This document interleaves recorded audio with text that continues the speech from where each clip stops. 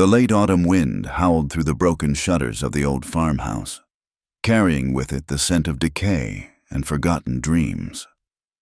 Clara Whitmore stood in the doorway of what had once been her prison, her hands trembling as she clutched a worn canvas bag containing papers she didn't understand and a truth she feared to know. The bruises on her arms had faded to yellow shadows, but the memory of her late husband's rage still lived in every creaking floorboard. "You looking for Thomas Whitmore?" The stranger's voice had been soft, almost gentle, but his eyes held something darker when he'd appeared at her door 3 days prior. "Heard he had some dealings with a parcel of land out by Devil's Canyon." Clara had shaken her head, claimed ignorance, but the man's knowing smile told her he didn't believe a word. After he left, she'd found the papers hidden beneath loose boards in the barn deeds, contracts, names she didn't recognize. And at the bottom, scrawled in her husband's hand, "They'll come for this. They'll come for her." Now, with November frost threatening and nowhere else to turn, Clara saddled the old mare and pointed her toward the mountains. The Colorado wilderness stretched before her like a promise and a threat, its peaks already dusted with early snow. She'd heard talk in town about the trails leading up into the high country, dangerous passages that few attempted once winter began its approach. By the time she reached the foothills, the sky had turned the color of old pewter. The mare picked her way carefully along the narrow trail, hooves clicking against loose stones that tumbled into the abyss below. Clara pulled her wool shawl tighter, the thin fabric doing little against the bite of mountain air. She'd packed what she could: dried beef, hardtack, a few preserves. But she knew it wouldn't last long. All that mattered was distance between her and whatever ghosts Thomas had left behind. The storm struck without warning. One moment the air was still and cold. The next it erupted in a fury of wind and snow. The mare whinnied in fear, dancing sideways on the treacherous path. Clara gripped the reins with numb fingers, squinting through the white wall that had suddenly engulfed them. "Easy, girl," she whispered, though her voice was lost in the howling wind. "Easy now." Lightning split the gray sky, followed immediately by thunder that shook the mountain. The mare reared in terror, and Clara felt herself sliding, grasping desperately at the saddle horn. Her hands, slick with snow and fear, couldn't hold on. The world tilted, spun, and she was falling, tumbling down the rocky slope in a confusion of snow and stone and pain. When she finally came to rest, wedged between two boulders, her left leg was twisted beneath her at an angle that made her stomach turn. The mare was gone, vanished into the storm. Blood seeped through her torn skirt, warm against the cold. She tried to move, to crawl, but the pain shot through her like fire. The snow fell heavier now, already beginning to cover her. Clara closed her eyes, thinking perhaps this was how it would end, not at the hands of her husband's associates, but claimed by the mountain itself. There was almost peace in that thought. She didn't hear him approach. One moment she was alone with the storm. The next, a shadow fell across her, blocking the worst of the wind. Through snow-crusted lashes, she saw him, a giant of a man, broad-shouldered and wild-looking, with a thick beard and hair that hung past his collar. His clothes were strange, handmade from deer hide and rough wool, and he smelled of wood smoke and pine. He said nothing, just crouched beside her with movements surprisingly gentle for his size. When he reached for her, Clara tried to pull away, a whimper escaping her lips. "Be still," he said, his voice deep and rough from disuse. "Won't hurt you." His hands were careful as he examined her leg, his face unreadable beneath the beard.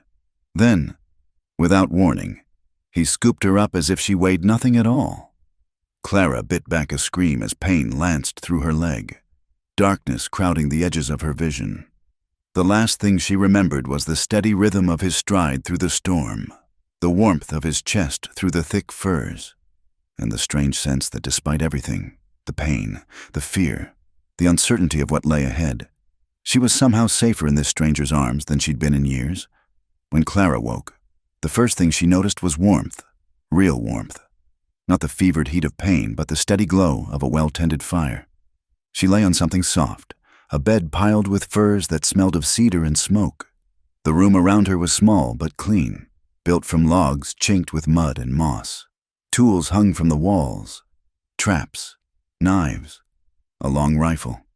A black pot bubbled over the fire, filling the air with the scent of venison stew. She tried to sit up and gasped as pain shot through her leg. Looking down, she saw it had been splinted with straight branches and wrapped in clean cloth. Her torn dress had been replaced with a large shirt that hung past her knees. A man's shirt, soft from countless washings. "You're awake." The voice came from the shadows by the door. The man stepped into the firelight, and Clara got her first real look at her rescuer. He was even larger than she'd thought, well over 6 feet, with shoulders that seemed to fill the doorframe.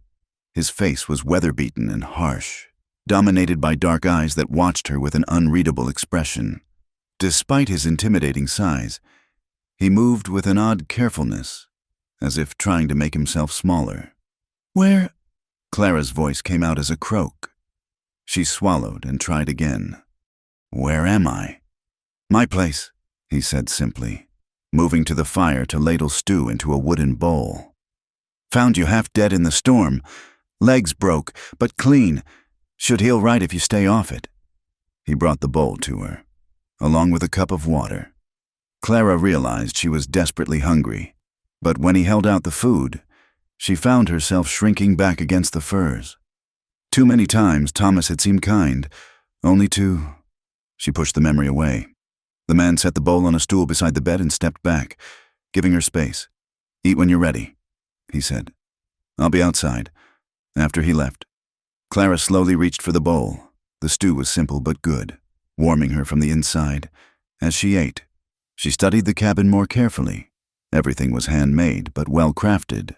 The furniture hewn from logs, the bowls and cups carved from wood.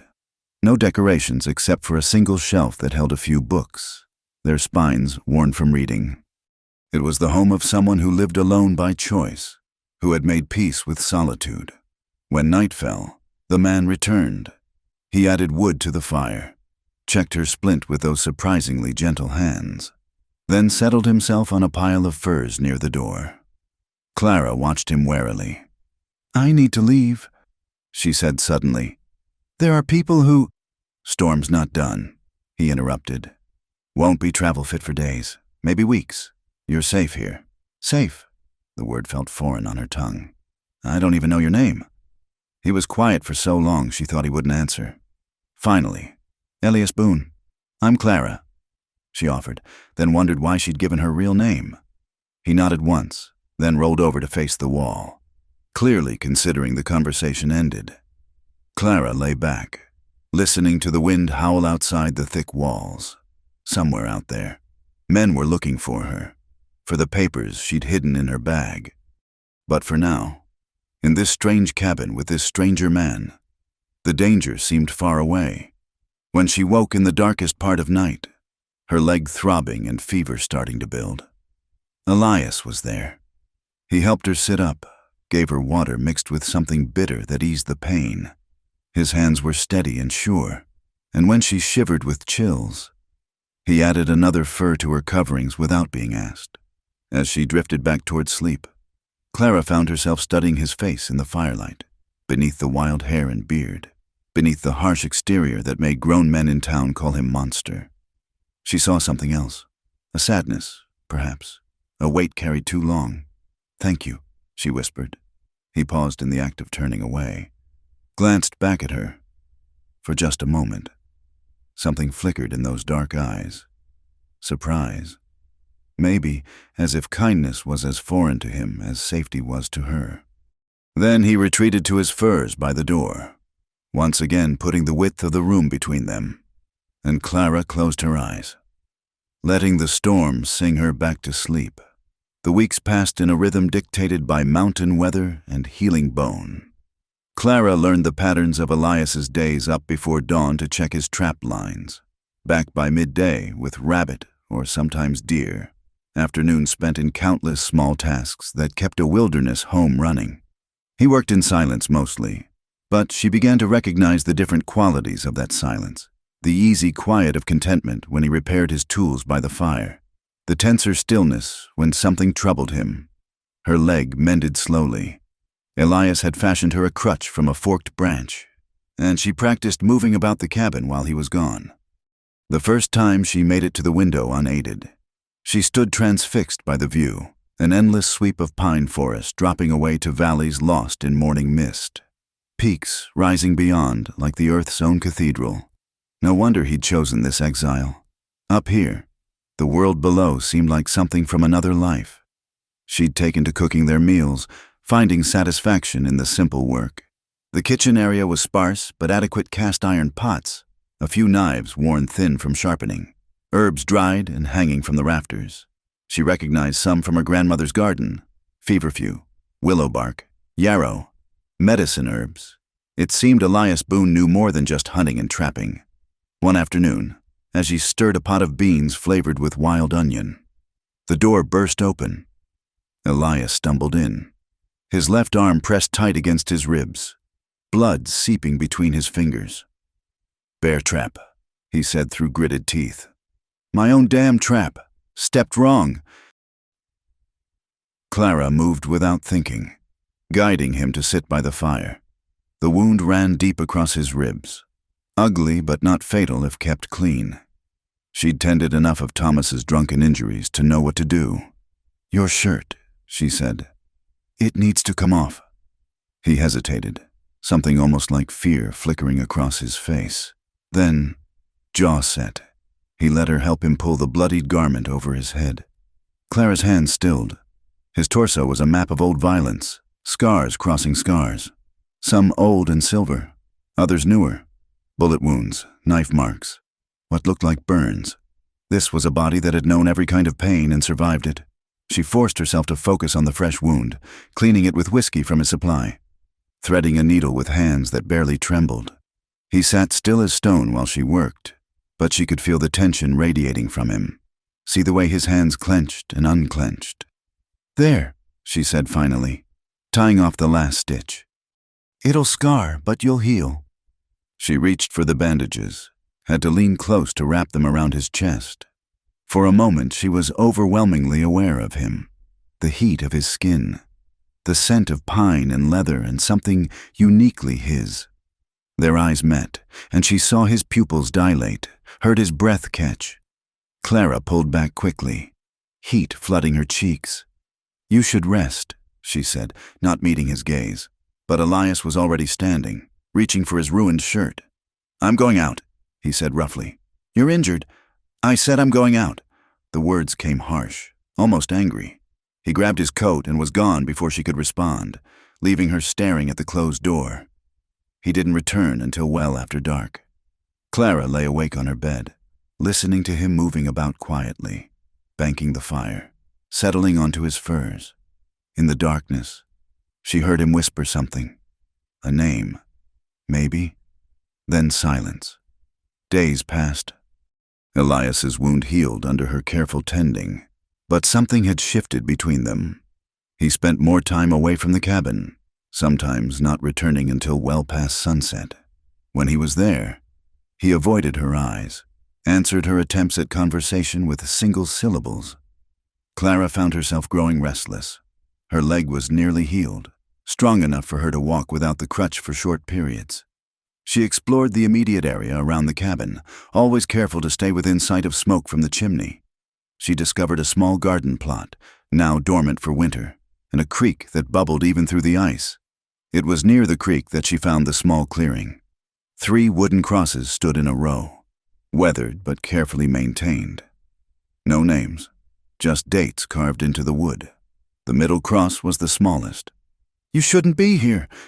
Clara whirled, heart hammering. Elias stood at the edge of the clearing, his face dark with something that might have been anger or pain. "I'm sorry," she said. "I didn't mean—" "Go back to the cabin." "Elias, go!" The word came out as a roar, echoing off the mountains. Clara fled. She was packing her few belongings when he returned hours later, her hands shaking as she folded the borrowed clothes. "I'll leave in the morning," she said without looking at him. "My leg's well enough now." Clara! His voice was different. Tired. Defeated. She turned to find him standing in the doorway. Shoulders slumped. Don't. You want me gone? You've made that clear. No, He stopped, ran a hand through his hair. I'm no good with people anymore. Been alone too long, but I don't want you to go. The admission seemed to cost him something. Clara set down the shirt she'd been folding. Those crosses, she said quietly. His face shuddered. My business. The small one. Leave it be. But that night, the nightmares came worse than before. Clara woke to the sound of Elias thrashing in his sleep, crying out. She could make out words now. Maddie, no! I'm sorry. Maddie, please! Without thinking, she rose and went to him, kneeling beside his furs. His face was twisted in anguish, sweat beading on his forehead. She reached out, hesitated, then gently touched his shoulder. Elias, you're dreaming. Wake up! His eyes flew open, wild and unseeing.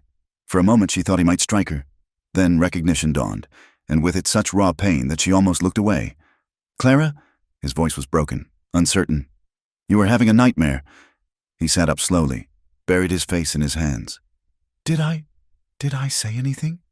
Who's Maddie? His whole body went rigid. When he finally looked at her, his eyes were bright with unshed tears. You should go back to bed. But Clara didn't move. Something told her this was important, that whatever haunted this man was the key to understanding him. Was she the small cross? For a long moment, she thought he wouldn't answer. Then, my sister, half-sister, really. Ma died having her, left her in my care. She was everything good in this world. Smart, funny, could make anyone smile, even me. His voice caught. I was supposed to protect her. Clara waited, not pushing, just present. There was trouble in the valley, land disputes, claim jumping. Got ugly. I tried to keep us out of it, but, he shook his head. They came while I was gone. Took her to make me bend. By the time I found where they'd kept her, she was gone. 8 years old. Oh, Elias. I killed them. The words came flat, emotionless. Every last one. Hunted them down like animals. After that, I couldn't be around people. Came up here, been here ever since. Now Clara understood the fear in people's eyes when they spoke of the mountain man. Not just fear of his size or his wildness, but of what he'd done, what grief had driven him to do. How long ago? She asked softly. 7 years this spring. 7 years of solitude, of carrying that weight alone, without thinking. Clara reached out and covered his hand with hers. He flinched, but didn't pull away. It wasn't your fault, she said. You don't know. I know guilt. Her voice was firm. I know what it is to blame yourself for not stopping something. My husband, he was a cruel man. I lost a child because of his cruelty. I told myself every day that I should have protected that baby. Should have been stronger, should have fought back. But sometimes, Elias, terrible things happen and it's not our fault. Sometimes we're just human, and that has to be enough. He was staring at their joined hands as if he'd never seen such a thing before. Why aren't you afraid of me? Should I be? Everyone else is. Clara considered this. The first night, when I woke up here, yes, I was afraid. You looked like something out of a nightmare, this huge wild man who could snap me in half without trying. But then you were gentle, careful. You gave me space when I needed it, helped me without asking anything in return. A monster wouldn't do that. You don't know what I'm capable of. I know you could have hurt me a dozen times over and didn't. I know you still have nightmares about a little girl you couldn't save. I know you've punished yourself with solitude for 7 years. She squeezed his hand gently. Maybe it's time to stop. He looked at her then, really looked at her, and she saw the war in his eyes, hope battling with fear, loneliness with self-loathing. Finally, carefully, he turned his hand palm up, letting their fingers intertwine. I don't know how, he admitted. Neither do I. Clara said, but maybe we can figure it out together. They sat like that for a long time, hands clasped in the dying firelight, two damaged souls finding comfort in shared silence. Outside, snow began to fall again, but inside the cabin, for the first time in years, neither of them felt quite so alone. Winter settled over the mountain like a heavy blanket, sealing them in a world of white silence. The days took on a comfortable routine, Elias tending his trap lines and hunting while Clara managed the cabin, both of them learning to move around each other with increasing ease. The awkwardness that had followed their late-night confession gradually faded, replaced by something warmer, though neither quite knew how to name it. Clara discovered Elias could read. Those worn books on his shelf weren't just decoration. In the evenings, he would sometimes pull out a volume of Thoreau or Emerson, reading aloud in his deep voice while she mended clothes or worked on a quilt she'd started from fabric scraps. His education surprised her. This wild mountain man could discuss philosophy and poetry with unexpected insight. "Where did you learn all this?" she asked one night as he finished a passage about self-reliance. "My mother," he said, marking his place carefully. "She was a school teacher before she married my father, insisted I learn proper, even out on the frontier, said a man needed to feed his mind as well as his belly. She sounds wise." She was. His smile held both sadness and warmth. Maddie took after her, smart as a whip. That girl could have been anything she wanted. It was the first time he'd mentioned his sister without that crushing weight of guilt. Progress, Clara thought, small but real. The work of winter survival kept them busy. Clara learned to help with tasks she'd never imagined, scraping and curing hides, smoking meat, maintaining the tools that kept them alive in this harsh place. Her hands, once soft from a life indoors, grew calloused and strong. There was satisfaction in it, in being useful, in contributing rather than cowering. One morning, Elias returned from checking traps with a struggling bundle of fur. Clara expected another rabbit or fox, but instead found herself looking at a tiny wolf pup, its leg twisted at an ugly angle. "Found it in a ravine," Elias said, his gruff voice unusually gentle. "Mother and the rest of the pack were dead. Looked like they tried to take down an elk. Went bad. It's hurt. Legs broke. Should put it out of its misery." But he made no move to do so, just stood there holding the shivering creature. Clara reached out, let the pup sniff her fingers. It whimpered, trying to burrow into Elias's coat. "We could try to help it." He looked at her skeptically. "It's a wolf, Clara, not a pet. I'm not saying we keep it forever. Just give it a chance." Something in her voice must have reached him. Perhaps he heard echoes of his own rescue of her. He sighed, then nodded. "You're going soft on me, woman." Together they set the pup's leg, using the same careful techniques Elias had used on Clara. The little wolf bore it with surprising patience, as if understanding they meant no harm. They made it a bed near the fire, and Clara found herself checking on it constantly, coaxing it to eat broth and tiny pieces of meat. "You'd make a good mother," Elias said one evening, watching her tend the pup. The words hung in the air between them. Clara's hands stilled. "I was a mother," she said quietly. "For 3 months." He waited, not pushing, the way she'd learned to wait for him. "Thomas was drunk. I was 7 months along. He pushed me down the stairs because his supper was cold." The words came flat. "Clinical. The baby came too early." "Lived 3 months. She was so small, so perfect. I called her Rose." "Clara." He wouldn't let me bury her properly. Said it was a waste of money for something that barely lived. Now the emotion broke through. Tears she'd held back for so long. "I wrapped her in my wedding quilt and buried her myself, behind the old oak tree. He beat me for losing the quilt." She felt Elias move. Then his arms were around her, pulling her against his chest. She should have been frightened. Thomas's embraces had always meant pain, but Elias held her like she was spun glass, something precious that might break. She pressed her face into his shirt and let herself cry for Rose, for all the bruises and broken dreams. For the woman she'd been before, fear became her constant companion. "I'd kill him if he weren't already dead," Elias set into her hair, and she could feel the controlled rage in the tension of his body. He fell from his horse. Clara said, "Drunk, hit his head on a rock. I found him the next morning. I wasn't sad. Is that wrong?" "No." His voice was fierce. "No, that's not wrong."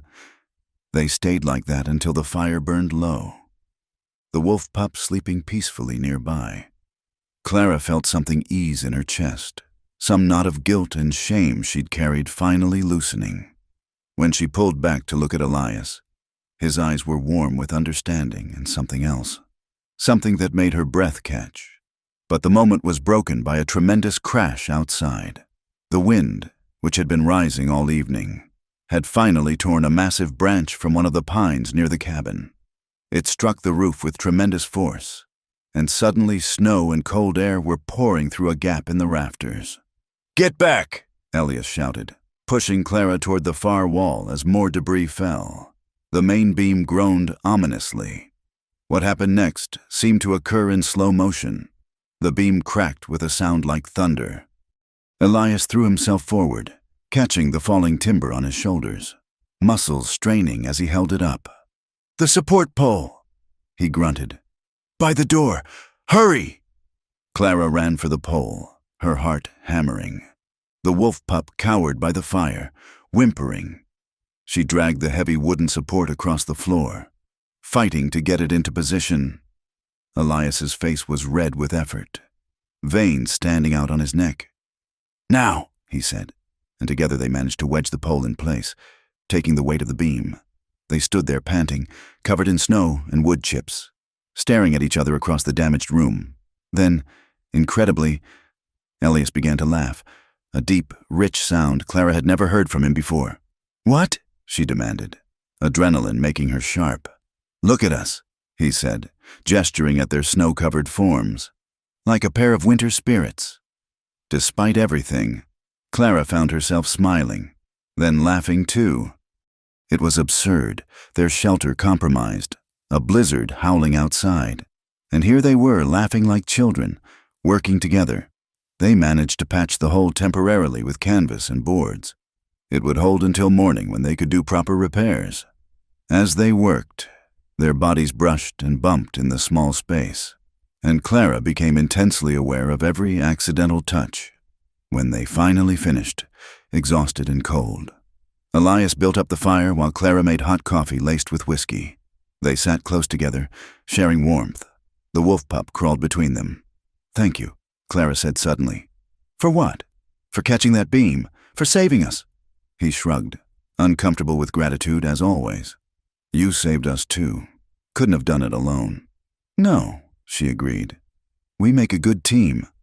He looked at her then, firelight playing across his features, and she saw the moment he made a decision. Slowly, giving her time to pull away, he reached out and tucked a strand of hair behind her ear. His fingers lingered against her cheek. "Clara," he said, voice rough.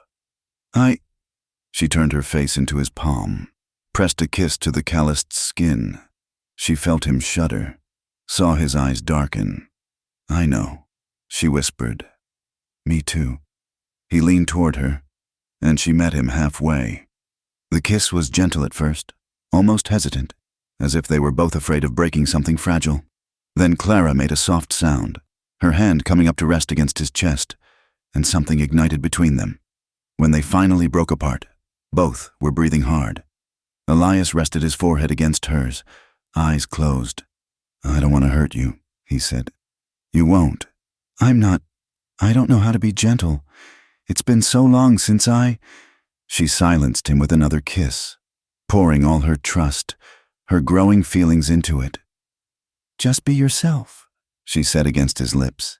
"That's enough. You're enough." They stayed by the fire long into the night, trading kisses and touches, learning each other in this new way. The storm raged outside, but inside their patched-together cabin, warmth bloomed between two wounded souls finding their way back to life. The wolf pup, forgotten between them, finally squeezed out and padded to its bed with an indignant huff, leaving the humans to their peculiar pack-bonding ritual. And if either Clara or Elias noticed its departure, they gave no sign, lost as they were in the miracle of connection after so much isolation. The morning after the storm dawned crystal clear, the kind of sharp mountain day that made the snow sparkle like scattered diamonds. Elias rose early as always, but Clara noticed a new lightness in his movements, a softness around his eyes when he looked at her. They worked together to properly repair the roof, and she found excuses to brush against him, to let their hands touch when passing tools. Each small contact sent warmth through her that had nothing to do with exertion. The wolf pup, whom Clara had started calling Shadow, was healing well. It followed her around the cabin now, limping but determined, yellow eyes tracking her every movement. Elias grumbled about it becoming too tame, but she caught him slipping the creature extra scraps when he thought she wasn't looking. 3 days later, Elias announced he needed to check his furthest trap line. "Been neglecting it," he said, not meeting her eyes. "Be gone most of the day." Clara tried to ignore the flutter of disappointment in her chest. Since their kiss by the fire, they'd circled each other carefully, as if afraid to disturb whatever fragile thing was building between them. "I'll have supper ready when you return." He nodded, gathered his gear, and left without his usual goodbye. Clara watched from the window as his figure disappeared into the trees, unease prickling at her neck. Something felt wrong about his sudden distance. The day dragged. Clara busied herself with chores, made bread, tended to Shadow, but her mind kept returning to Elias. When afternoon shadows grew long and he still hadn't returned, worry began to gnaw at her. He was always back by now, always by sunset. She was pacing. Shadow whined, sensing her distress. When full dark fell with no sign of him, Clara made a decision. She bundled up in every warm thing she could find, lit a torch from the fire, and set out along the trail she'd seen him take. The forest at night was a different world, full of shadows and strange sounds, branches reaching like gnarled fingers. Clara forced down her fear. Following Elias's tracks in the snow, Shadow limped along beside her, nose to the ground. She found him a mile from the cabin, at the base of a steep slope. He'd fallen, his foot caught in a hidden root beneath the snow, his ankle twisted at a terrible angle. He was conscious but pale, shivering violently. "Clara?" His voice was thick with pain and confusion. "What are you? You shouldn't be out here." "Hush!" She dropped to her knees beside him, hands moving over him, checking for other injuries. "How long have you been here?" "Hours. Tried to get free, but—" He gestured helplessly at his trapped foot, working by torchlight. Clara dug away snow and hacked at the root with the knife from her belt. When she finally freed him, he couldn't stand. The ankle was badly sprained, possibly broken. "We need to get you back." She looked around desperately. There was no way she could carry him. "Leave me. Get warm. Come back in the morning." "Absolutely not." The fierceness in her voice surprised them both. "I'm not losing you to your own stubborn pride." She remembered the old sledge she'd seen behind the woodpile. "Don't move," she ordered, as if he could, and raced back to the cabin. The sledge was heavy, awkward, but she dragged it through the snow with strength born of desperation. Loading him onto it was harder, but Elias managed to help, pulling himself up with his powerful arms while she guided his injured leg. The journey back was a nightmare of effort. Clara pulled until her muscles screamed, stopped to rest, pulled again. Shadow tried to help, tugging at the rope with his small teeth. Elias drifted in and out of consciousness, muttering apologies and fragments of memory. "Told myself, stay away," he said during one lucid moment. "Too dangerous. Care too much. Save your strength." Clara panted, but his words lodged in her heart. He'd been distancing himself to protect her, or perhaps himself, from caring too deeply. When they finally reached the cabin, Clara was trembling with exhaustion. She managed to get Elias inside and onto his bed, the first time he'd slept there since she arrived. She built up the fire until the cabin was almost too warm, piled every blanket and fur on him. His fever came with the night. Clara had seen enough frontier illness to know how quickly a chill could turn deadly, especially with an injury draining the body's strength. She stripped him with clinical efficiency, packed snow around his swollen ankle, forced willow bark tea between his lips. As she worked, she catalogued new scars she hadn't seen before, a puckered mark on his shoulder that looked like an old arrow wound, claw marks across his back that could only be from a bear. This man had survived so much, faced down death again and again. She couldn't lose him now, not when they'd just found each other. Through the long night, she never left his side. When he burned with fever, she bathed his face and chest with cool water. When he shivered, she held him, sharing her warmth. He called out in his delirium for Maddie, for his mother, and finally, over and over, for her. "Clara, don't go, please. I'm here," she whispered, smoothing his sweat-dampened hair. "I'm not going anywhere." Dawn was breaking when his fever finally broke. Elias opened clear eyes to find Clara slumped beside him on the bed, still holding his hand. She'd stayed awake all night, fighting for him the way he'd once fought for her. "You saved me," he said wonderingly. She stirred, relief flooding her face when she saw him lucid. "You saved me first." He reached up, touched her exhausted face with reverence. "I was coming back. On that slope, I thought I might die there, and all I could think was I'd wasted time, wasted 3 days stepping back when I should have been stepping forward.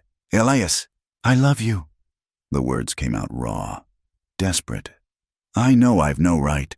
No, I'm no good for you, but Clara, She silenced him with a kiss, pouring all her fear and relief and growing love into it. When they parted, both had tears in their eyes. "You are exactly right for me," she said firmly.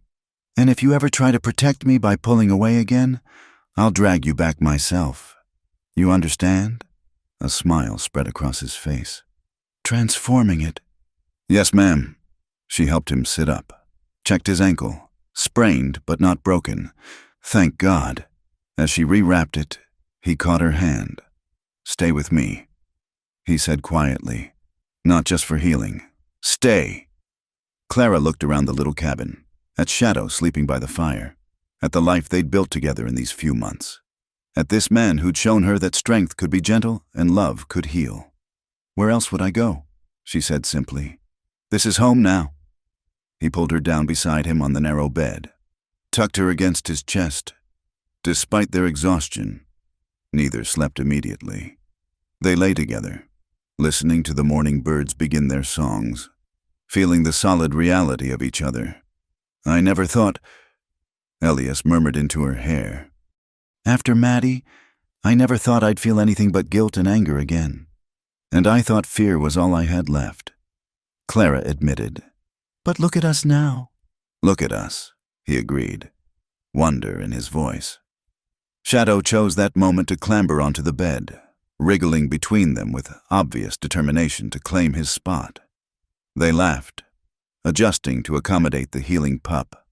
"Our strange little family," Clara said, scratching Shadow's ears. "Family." Elias tested the word, found he liked the sound of it.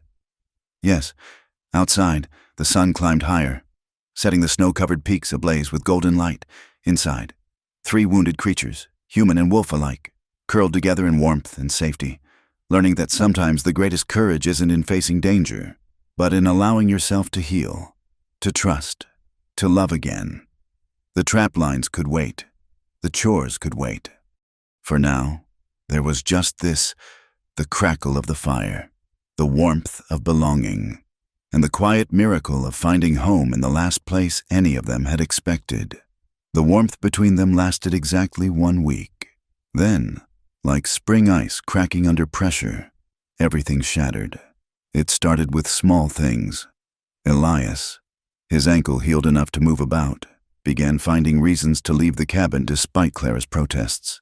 He'd return with game they didn't need, firewood when they had plenty, always avoiding her eyes.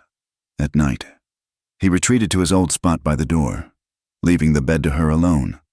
Clara tried to bridge the growing distance. She'd touch his arm while serving dinner, only to have him pull away. She'd attempt conversation, but received only monosyllabic responses.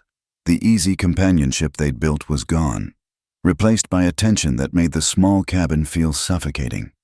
"Did I do something wrong?" she finally asked one evening, unable to bear it longer. Elias stared into the fire, jaw clenched. "No. Then why?" "Leave it be, Clara." His voice was sharp, final, but she couldn't leave it be. The rejection stung worse than any of Thomas's blows, because this time she'd offered her heart freely, only to have it refused. She retreated into herself, speaking only when necessary, matching his coldness with her own. Shadow sensed the change, whining and pacing between them as if trying to herd them back together. Neither paid the wolf much attention anymore, too wrapped in their own misery.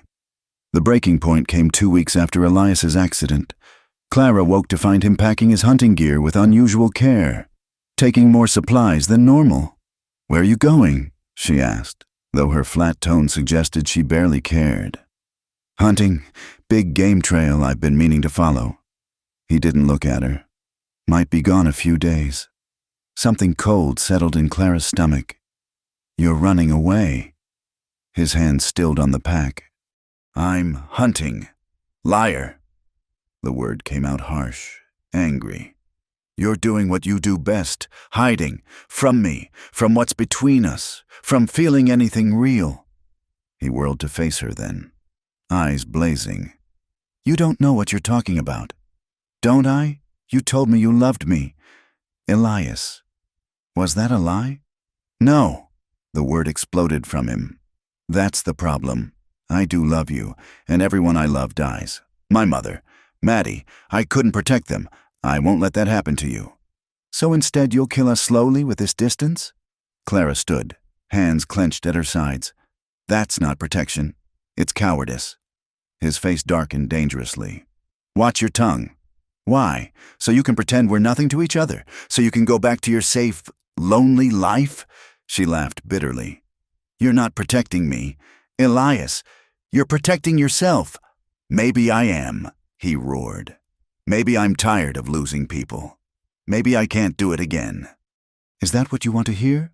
"What I want is honesty. What I want is the man who held me through nightmares, who kissed me like I was precious, who made me believe I could be happy again." Her voice broke. "But that man was an illusion, wasn't he? The real you is this, a man too scared to live."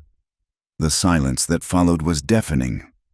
Elias stood frozen, face pale, as if she'd physically struck him. Then, without a word, he grabbed his pack and left, the door slamming behind him with terrible finality. Clara sank onto a chair, shaking.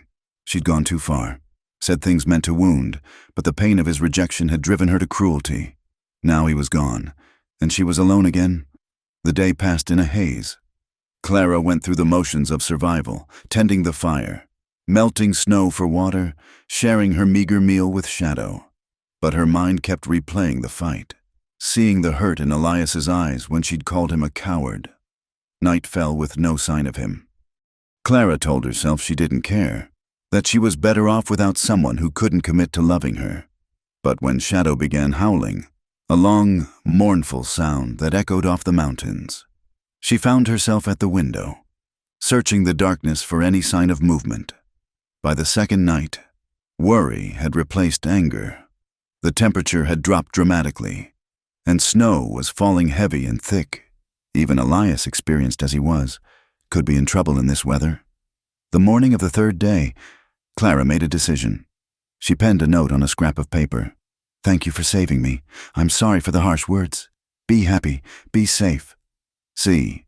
She packed what little she'd come with, wrapped herself in the warmest clothes she could find. Shadow whined, pressing against her legs. "You stay," she told the wolf. "He'll need you."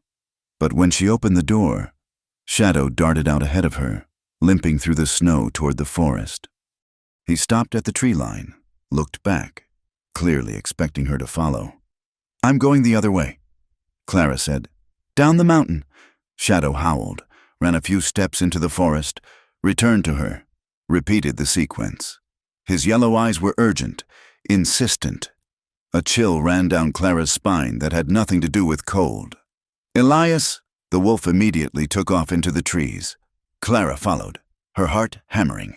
Shadow led her deep into the forest, to a place she'd never been. The snow was disturbed here, signs of a struggle or a fall. She found blood first, bright red against white snow, a trail leading to a shallow ravine. Her breath caught, fear closing her throat. "Elias!" The name tore from her as she scrambled down the slope. He was at the bottom, unconscious, his hunting rifle broken beside him. Blood seeped from a gash on his temple, and his lips were blue with cold. Bear tracks circled the area. He'd surprised one, or it had surprised him. "No, no, no," Clara chanted, dropping beside him. He was breathing, but barely. His skin was ice cold, eyes rolling behind closed lids. She had to get him warm, had to move him. But how? He was too heavy, the cabin too far. "Think," she commanded herself. What would he do? The answer came with painful clarity. He wouldn't give up.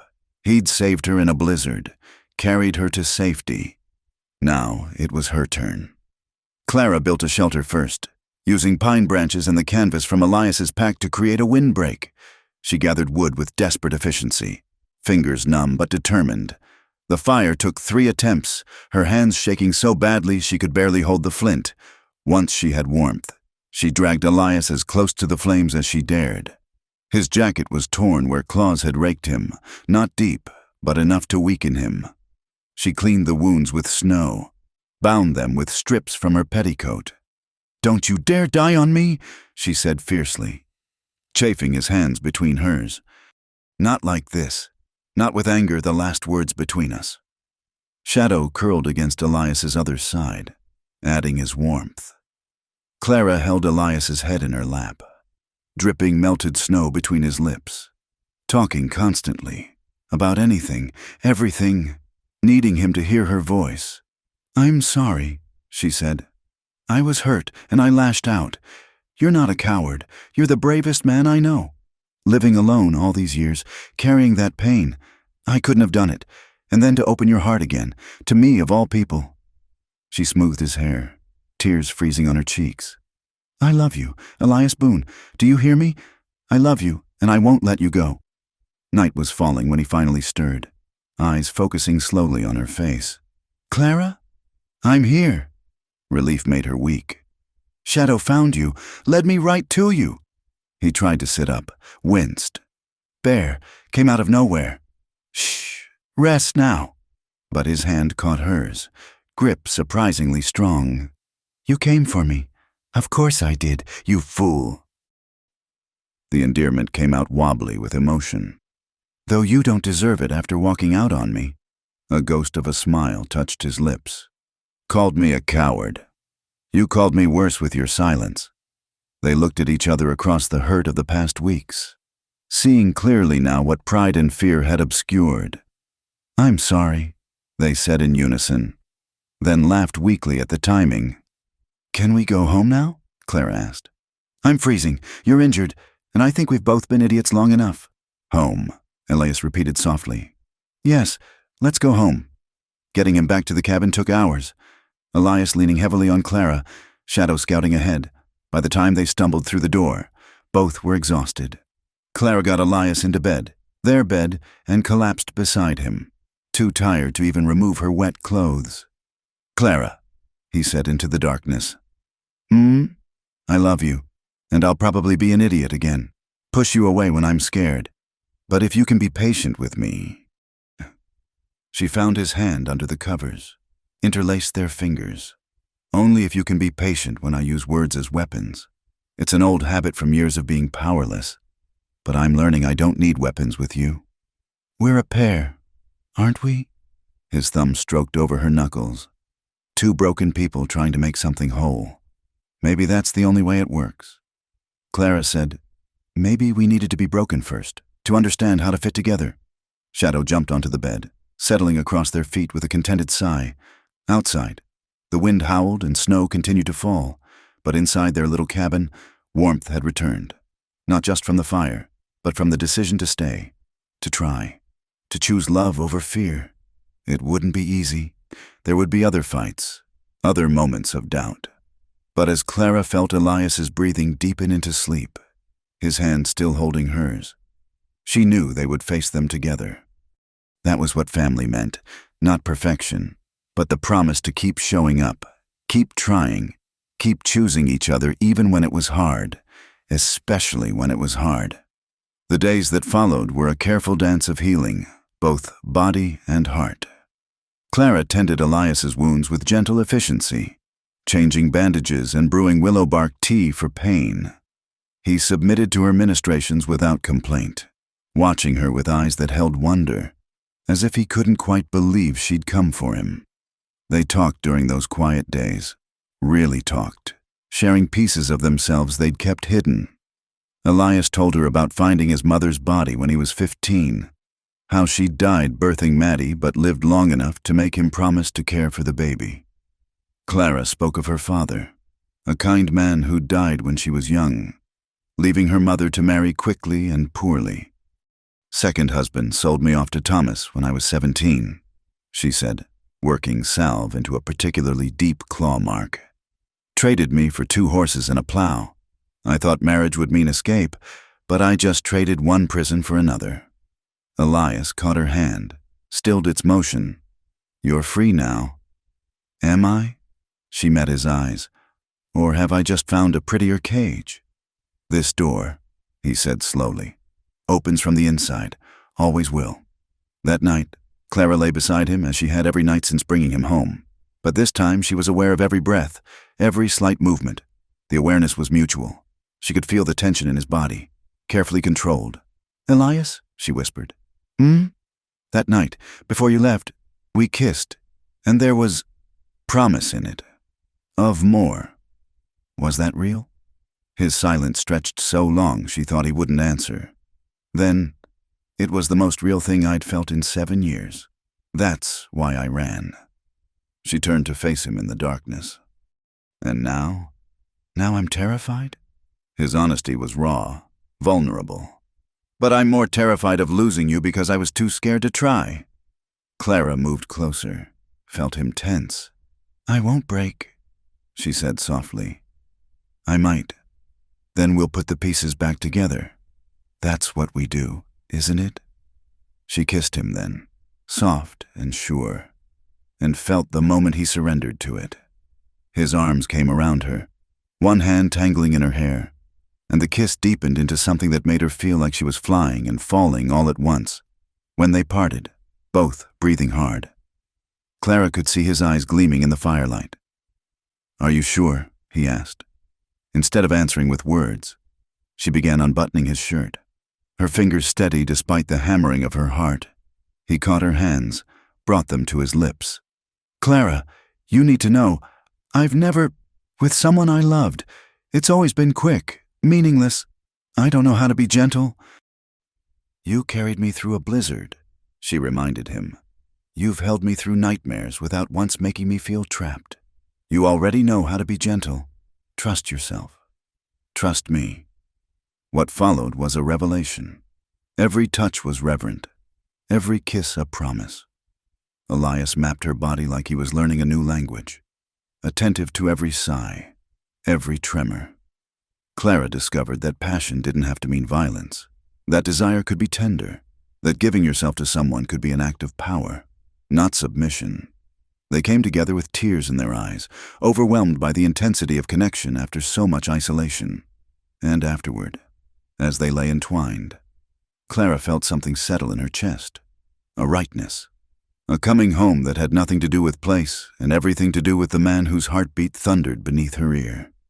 I love you, she said against his chest, scars and stubbornness and all. His arms tightened around her. And I love you. Strength and sharp tongue and all. Shadow, who had been politely ignoring them from his spot by the fire, chose that moment to howl, not his usual mournful sound, but something almost joyful. They laughed, the sound mixing with the wolf's song and drifting out into the winter night. The next morning brought changes. Where before they'd moved around each other carefully, now there were casual touches, A hand on a shoulder, a kiss in passing. The cabin felt different, charged with new energy. Even Shadow seemed to sense it. His tail wagging more, his limp barely noticeable now. It was Clara who suggested they start planning for spring. "We'll need to expand the garden," she said, sketching rough plans on birch bark. "And maybe add a root cellar. Oh, and a proper pen for chickens if we can trade for some in town." Elias watched her with amusement. "Planning to civilize my mountain. Are you?" "Our mountain," she corrected. "And not civilize. Just make it more of a home." "It's been home since the day you arrived," he said quietly. But even as they planned and dreamed, Clara couldn't shake a growing unease. Sometimes she'd catch Elias staring out the window with a frown, or find him checking his rifle with unusual care. "What is it?" she finally asked. "Maybe nothing," but his eyes were troubled. "Shadow's been acting strange, nervous. And I found tracks yesterday, down by the creek. Horses. We don't get riders up here in winter." The unease crystallized into fear. "Thomas's men, the ones who wanted those papers, where are the papers now?" "Hidden in my old bag. In the root cellar." Elias nodded grimly. "We need to be ready. If they come." "When they come," Clara corrected. "They won't stop. Whatever Thomas was involved in, it was big enough to kill for." They spent the rest of the day preparing. Elias showed Clara how to load and shoot his extra rifle, where to position herself if trouble came. They stockpiled water and food in the cabin, reinforced the shutters.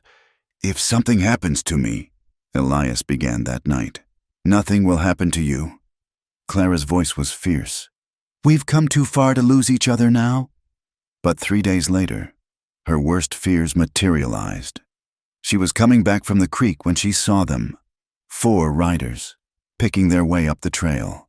Even from a distance, she recognized the lead man, Jake Morrison, Thomas's former partner, the one who'd come asking questions.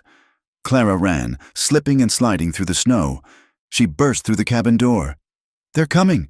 4 of them, maybe 10 minutes behind me!" Elias's face hardened into something she'd never seen before, the man who'd hunted down his sister's killers. "Get to the cellar!" "No! Clara, no!" She grabbed the extra rifle. "We do this together or not at all." He looked like he wanted to argue, but there was no time. The horses were already visible through the trees. "Stay behind cover," he said tersely. "Only shoot if you have a clear shot. And Clara, if this goes bad, you run. Promise me." "I promised nothing." The riders entered the clearing, spreading out in a practiced pattern. Jake Morrison dismounted, hand resting on his pistol. "Elias Boone," he called. "The Hermit of the Mountain. Heard you had a visitor. Like to speak with her." "Not here," Elias called back from the doorway. "Now, that's interesting, because her horse was found dead down in the valley, and there's been smoke from your chimney all winter, more than one man would make." Jake smiled coldly. "Why don't you send out Mrs. Whitmore, and we'll be on our way?" "I said she's not here." "Then you won't mind if we look around." Jake nodded to his men, who started forward. "That's far enough." Elias stepped into view, rifle raised. "This is private property. Turn around." "Can't do that. The lady has something that belongs to us. Papers that could cause certain important people a great deal of trouble. We just want to talk." From her position at the window, Clara could see more men emerging from the forest. Not 4, at least 7. They'd been outflanked. "Elias!" she called in warning. Jake's smile widened. "There she is. Come on out. Mrs. Whitmore. No need for anyone to get hurt." Clara made a decision. She grabbed the bag with the papers and stepped onto the porch. "Let him be. It's me you want." "Clara, no!" Elias moved to block her, but she put a hand on his arm.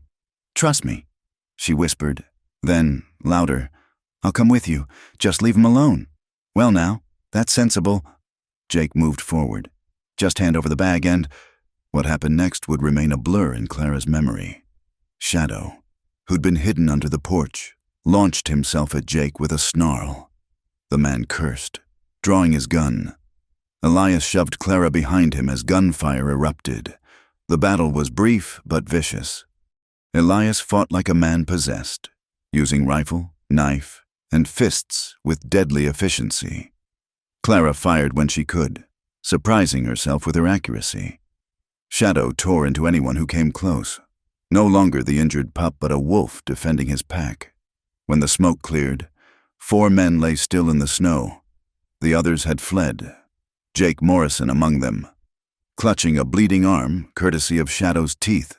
But Elias was on his knees, blood spreading across his shirt from a bullet wound in his shoulder. Clara dropped beside him, pressing her hands against the wound. "No," she gasped. "No, not now, not after everything." "It's not bad," he gritted out, though his face was pale. "Went through clean, but Clara, they'll be back, with more men. Then we'll be ready." "No." His good hand caught hers. "We're leaving, both of us, tonight." Clara looked at the cabin that had become their refuge, at the life they'd built here. Then she looked at Elias, at the determination in his eyes despite his pain. "Where will we go?" "Anywhere. California, Oregon. Someplace they'll never find us. We'll start over. Build something new." He cupped her face with a blood-stained hand. "I won't lose you to this, not when I just found you." Clara kissed him, tasting copper and desperation. "Together. Always." As she helped him inside to tend his wound and pack what they could carry, Clara felt no sadness for leaving. Home wasn't this cabin, wasn't any place. Home was the man who'd saved her in a snowstorm, who'd shown her that love could heal instead of hurt, and she would follow him anywhere, face any danger, to keep that home safe. The mountains had brought them together. Now it was time to see what the rest of the world held for 2 broken souls who'd found their way to wholeness. The journey down the mountain was treacherous in darkness, made worse by Elias's wound. Clara had bounded as best she could, but she could see the strain in his face with every step. Shadow led the way, his yellow eyes gleaming in the moonlight, choosing paths that even Elias didn't know. They traveled through the night, stopping only when Elias swayed dangerously in the saddle of the horse they'd taken from the dead raiders. By dawn, they'd reached the outskirts of Cedar Falls, the mining town where Elias traded his furs twice a year. "Wait here," he said, sliding from the horse with a suppressed groan. "I know someone." Clara wanted to protest, but the gray tinge to his skin silenced her. She watched him disappear into a shabby building, emerging minutes later with a grizzled man who took one look at the situation and nodded. "Doc Hansen." The man introduced himself tersely. "Get him inside, quick." The next hours blurred together. Clara paced the doctor's small surgery while he worked on Elias, the smell of carbolic acid and whiskey sharp in the air. When Hansen finally emerged, wiping bloody hands on a rag, his expression was grave but not hopeless. "Bullet nicked an artery. He's lost blood, but he's strong. Few days rest and he should be able to travel." He studied Clara shrewdly. "You the one they're looking for?" Clara lifted her chin. "Yes." "Figured as much. Jake Morrison's been throwing your husband's name around, claiming rights to some property." He snorted. "Most folks know Morrison for what he is, a snake who'd sell his mother for a profit. But he's got connections. Judge Blackwood, for one." The name sent ice through Clara's veins. She'd found that name in Thomas's papers, along with records of payments, land transfers that didn't match official records. The judge is involved. Up to his neck, I'd wager. Been helping Morrison and his crew grab land from folks who can't fight back. Your husband must have kept records." "He's dead," Clara said flatly. "But yes, he kept records." Hansen nodded slowly. "That explains the fuss. Those papers could hang half the powerful men in the county." He glanced toward the room where Elias rested. "You picked a good man to stand with. Boone's got a reputation, not all of it bad. Despite what folks say, he helped my nephew once, when claim jumpers tried to take his stake. Didn't ask for nothing in return. Over the next 3 days, while Elias recovered." Clara learned more about the man she loved from those who truly knew him. The widow who ran the boarding house spoke of how he'd chopped her winter wood after her husband died. The blacksmith mentioned Elias bringing fresh meat to families struggling through hard times. Even the taciturn sheriff had a grudging respect for him. "Man minds his own business," Sheriff Coleman said when Clara carefully approached him. "Can't say the same for Morrison and his ilk. If someone had proof of their crimes," Clara said carefully, "what would happen?" Coleman's eyes sharpened. "With the right judge, not Blackwood, but Judge Thornton over in Denver, could be quite a reckoning. Federal marshals have been sniffing around, looking into land fraud. Right evidence could blow things wide open." It was then Clara made her decision.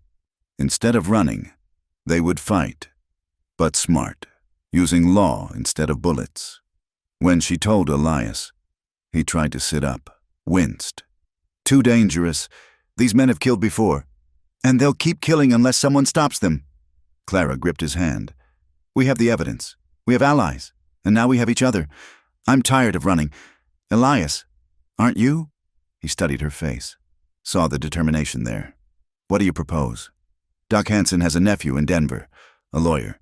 He can get the papers to Judge Thornton, to the federal marshals. We just need to get there. Morrison will follow. Let him. In Denver, he won't have Blackwood's protection." She smiled grimly. "And I have a feeling he'll find the mountain man's reputation works in our favor." 2 days later, they set out for Denver.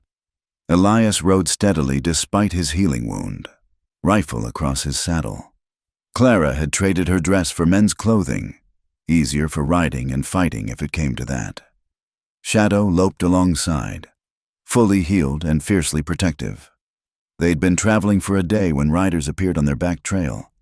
Clara counted 6, closing steadily. "There's a box canyon about 2 miles ahead," Elias said calmly. "Good defensive position." "No." Clara surprised him by reining in. "I'm done being hunted." She turned her horse to face the approaching riders. Elias cursed but wheeled around to join her. They waited, weapons ready.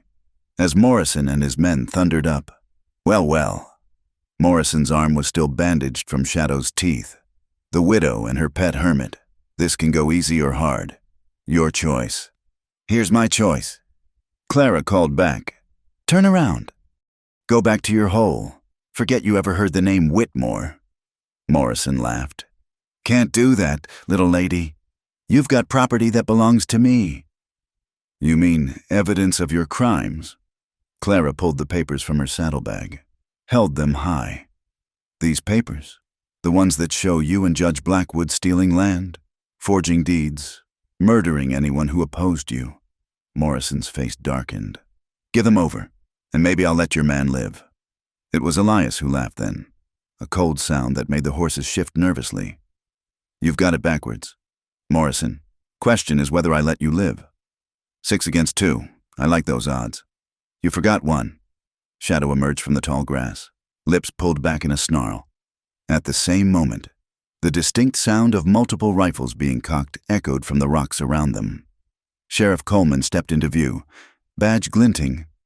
"Actually, Morrison, I'd say the odds favor us. These folks are under my protection. They've got evidence of federal crimes, which makes this federal business." 4 deputies emerged from cover, rifles trained on Morrison's men. Clara felt a fierce satisfaction at the shock on Morrison's face. "Coleman, you don't understand. Judge Blackwood is finished." The sheriff's voice was flat. "Federal marshals arrested him this morning. Seems someone sent them a very interesting telegram about land fraud. You're next." What followed was almost anticlimactic. Morrison and his men surrendered rather than face a shooting fight they couldn't win. As Coleman's deputies secured the prisoners, the sheriff tipped his hat to Clara. "Ma'am, if you'll trust me with those papers, I'll see they get to the right hands. Judge Thornton's expecting them." Clara hesitated, then handed over the documents that had caused so much bloodshed. "What happens now?" "Now, justice. I expect trials. These men will face what they've done."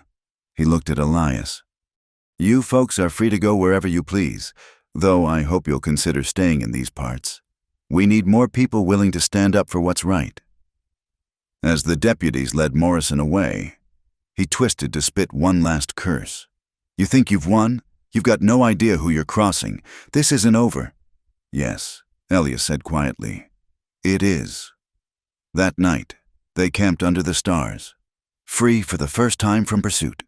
Clara lay in Elias's arms. Shadow curled at their feet and felt something she'd almost forgotten existed. Peace. We could go anywhere now, Elias murmured into her hair. California, Oregon, anywhere you want. Clara was quiet for a moment, thinking. Doc Hansen mentioned there's good land available near Cedar Falls, close enough to town for trading, far enough for privacy. And Sheriff Coleman's right, these mountains need people who won't be pushed around.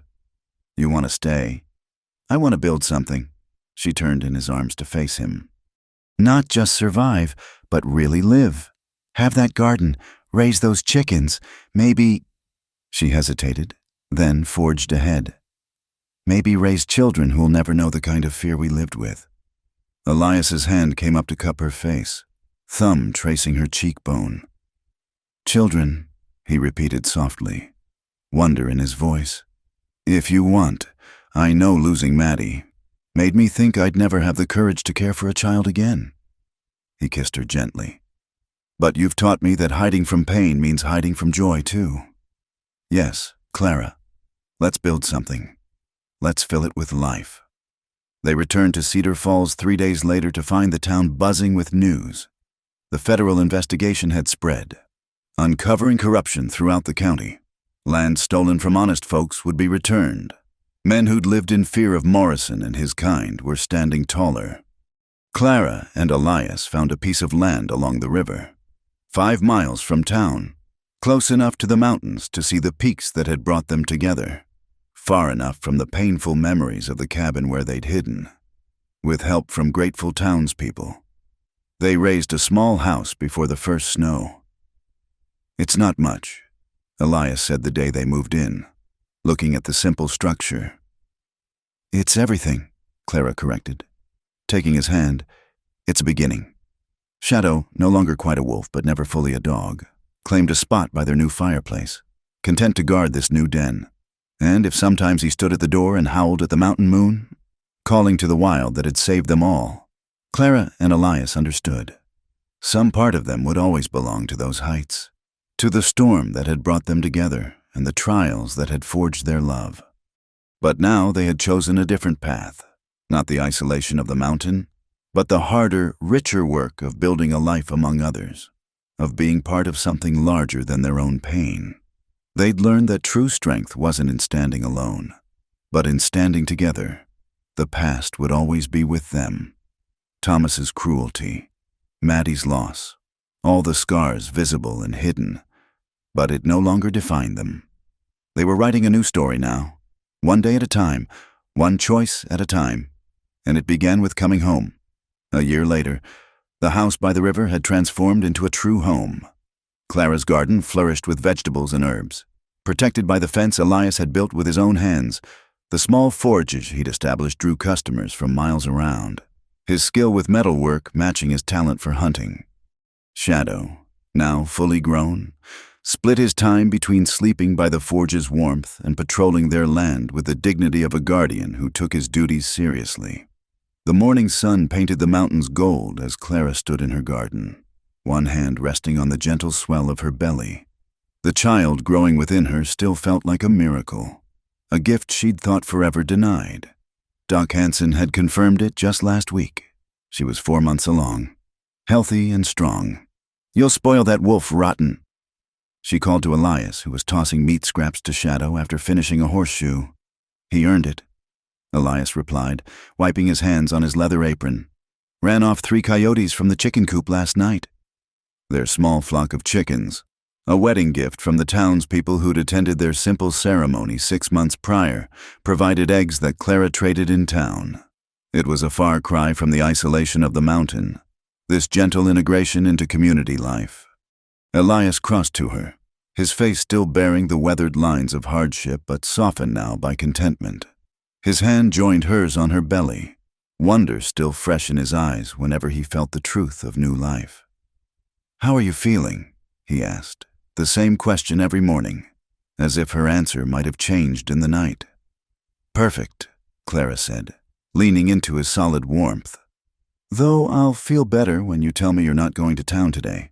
His jaw tightened slightly. "The trial starts tomorrow. I need to testify."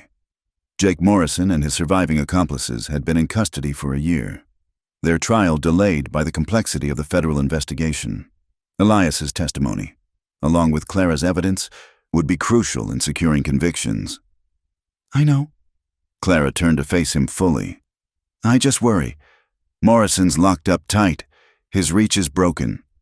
Elias touched her cheek gently. "But if you want me to stay..."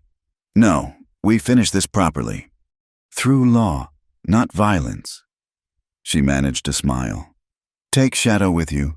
I'll feel better knowing he's there." But Elias shook his head. "Shadow stays with you. Always."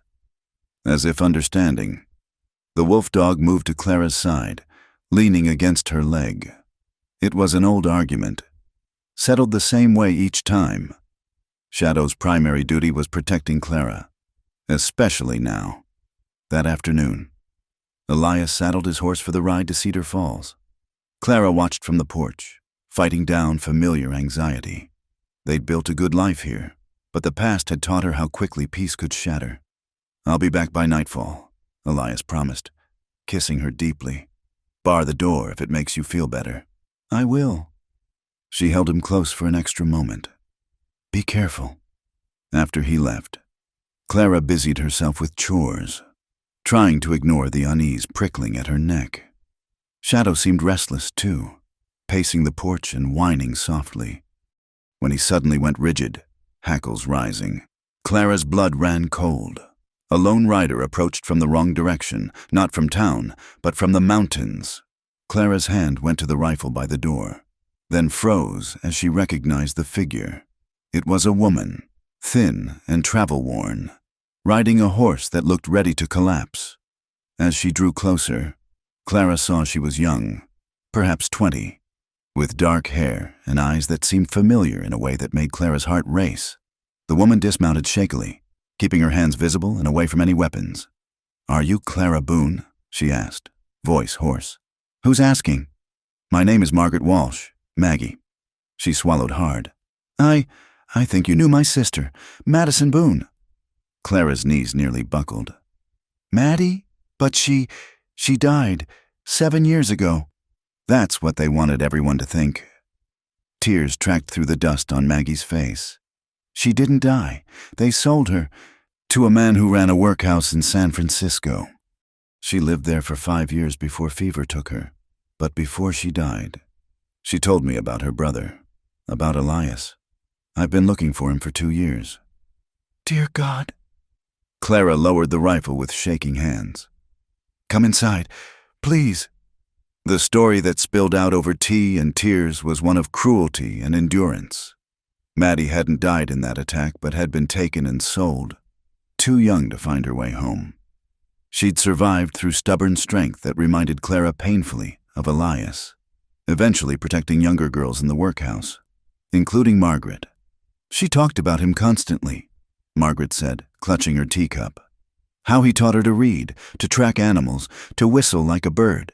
She never gave up hope he'd find her, right until the end." "Why didn't she try to contact him?" Clara asked, though she suspected the answer. She did, sent 3 letters over the years. They were returned unopened, said he'd left no forwarding address. Margaret pulled out a worn envelope. "This was the last one. She made me promise to deliver it if I ever found him." Clara took the letter with trembling hands. Maddie's childish scrawl covered the page, telling her brother she was alive. She loved him. She understood why he couldn't find her. The date was from a year before her death. "He needs to see this," Clara said firmly. "He's in town, but he'll be back soon. Will you stay?" Margaret nodded, exhaustion clear in every line of her body. Clara settled her in the spare room, mind spinning with how to tell Elias. This would either heal him or destroy him completely. When Elias returned at dusk, Clara met him at the gate. Something in her face must have warned him because he dismounted quickly, hands going to her shoulders. "What is it? Are you hurt? The baby?" "We're fine, but Elias, Someone's here. Someone you need to meet." She led him inside where Margaret waited, standing nervously by the fire. Clara watched Elias freeze, saw him catalog the familiar features. Maddie's eyes, her stubborn chin, the way she tucked her hair behind her ear. "Who are you?" His voice was barely a whisper. Margaret stepped forward bravely. "My name is Margaret Walsh, your sister, Maddie. She saved my life. She lived, Elias, for 5 years after they took her. She lived." The sound that tore from Elias was inhuman, grief and rage and hope all tangled together. He sank to his knees, and Clara knelt beside him, arms around his shaking shoulders as Margaret told Maddie's story again. When she handed him the letter, Elias's hands shook so badly he couldn't open it. Clara did it for him, reading aloud in a steady voice while tears streamed down her face. "My dear brother," the letter began, "I hope this finds you well and not too sad. I'm alive, though I know you think I'm dead. It's not your fault. You couldn't have known." The letter went on, full of love and forgiveness, memories of their time together, hopes that he'd found happiness. At the end, "I'll see Mama soon, I think. Tell her I was brave. Tell her you were the best brother any girl could have. All my love. Your Maddie." Elias wept then, truly wept. 7 years of guilt and grief pouring out while Clara held him. Margaret sat quietly, tears on her own face, until finally Elias looked up at her. "You were with her, at the end." "I held her hand," Margaret said softly. "She wasn't alone. She was loved." Elias rose unsteadily, crossed to Margaret, and carefully, as if she might break, pulled her into an embrace. "Thank you," he whispered. "Thank you for bringing her back to me." In the days that followed, Margaret became part of their household as naturally as if she'd always belonged. She was quick to learn, eager to help, and Shadow accepted her immediately, perhaps sensing a kindred wounded spirit finding sanctuary. The trial proceeded without incident. Morrison and his cohorts sentenced to federal prison, but for Elias and Clara, the real victory was quieter, the healing that came with truth, the family growing both within Clara and around them. One evening, as snow began to dust the mountains, Clara found Elias at Maddie's grave. He'd added her true death date to the marker, finally able to lay her properly to rest. "She lived," he said wonderingly. "All those years I tortured myself, and she lived. She was strong. She survived, just like her brother," Clara said, taking his hand. "She forgave me. There was nothing to forgive, but yes, she did." Clara placed his hand on her belly where their child grew, "And she'd want you to be happy, to live fully, to love without fear." Elias pulled her close, and they stood together in the fading light, Shadow at their feet, mountains rising around them like protective walls. Soon Margaret would have dinner ready. Their small house would glow with warmth and laughter. The past would always be with them, but it no longer held them captive. "You saved me," Elias murmured into Clara's hair. "That day in the snow, you saved more than my life." "We saved each other," Clara corrected. "And we'll keep saving each other, every day, for the rest of our lives." As they walked back to their home, their true home, built on love and trust and chosen family, the first stars appeared above the peaks. And if anyone had been watching, they would have seen a picture of a simple contentment, a tall man and a pregnant woman, walking hand in hand, a wolf at their side, heading toward a lighted window where a young woman waited with supper and stories and the promise of tomorrow. The mountains had tested them, broken them, and ultimately brought them together. Now those same peaks stood witness to their triumph, not over enemies or elements, but over the harder battles of fear and isolation. They'd chosen love over safety, trust over suspicion, and in doing so had found the greatest adventure of all, a life worth living, together, in the house by the river. As Clara settled into Elias's arms while Margaret read aloud and Shadow dozed by the fire, peace finally came to stay. Outside, snow began to fall, gentle as a blessing, covering the scars of the past and preparing the ground for spring's inevitable return. And in Clara's womb, new life quickened, carrying forward the promise that from the deepest wounds can grow the strongest love. Thank you all for listening to this tale of love and redemption in the Old West. Where are you tuning in from as you hear Clara and Elias's story? I'd love to know. Leave a comment below. If you enjoyed this journey through the Colorado mountains, please subscribe to Wild West Campfire for more stories that capture the spirit of frontier romance. Share your thoughts about Clara and Elias. Did their love story touch your heart as much as it touched mine? Until next time, partners.